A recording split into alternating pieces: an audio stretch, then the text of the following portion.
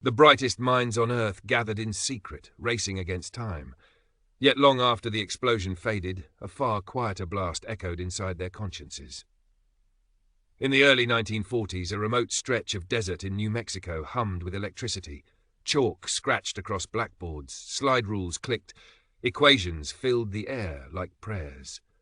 The Manhattan Project was born from fear that Nazi Germany might build a bomb capable of ending civilization.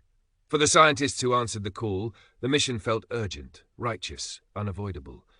Stop evil first, ask questions later.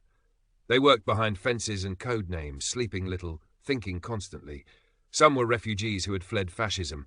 Others were young prodigies intoxicated by the challenge of splitting the atom. J. Robert Oppenheimer, thin and intense, watched ideas collide like particles.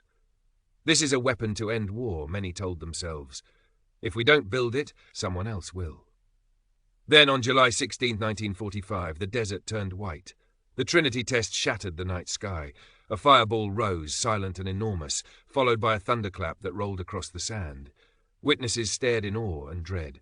Oppenheimer remembered words from ancient scripture, "Now I am become death, the destroyer of worlds." In that instant, triumph and terror became inseparable. Weeks later, Hiroshima. Then Nagasaki. The war ended. The world cheered. But inside the laboratories and lecture halls, the questions began to whisper. Had they saved millions or doomed generations?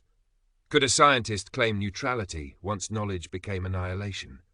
Some, like Leo Szilard, argued fiercely that the bomb should never have been used without warning. Others defended the decision as a tragic necessity. Many stayed silent, haunted. As decades passed, the debate only deepened. Scientists testified before Congress, marched in protests, signed petitions for nuclear control. Some felt crushing guilt. Others insisted responsibility belonged to politicians, not physicists. After all, can curiosity be immoral? Can discovery be unlearned? But the shadow of the mushroom cloud stretched across time. Every new missile, every arms race, traced back to those desert equations. The Manhattan Project had proven that human intellect could outrun human wisdom. And that is the heart of the debate that still burns today.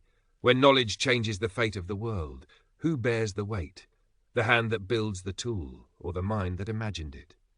Perhaps the legacy of those scientists is not just the bomb, but the warning they left behind. That progress without reflection is power without a compass, and that some questions, once unlocked, demand lifelong responsibility. If this story made you think, please like, share and subscribe to help the channel grow.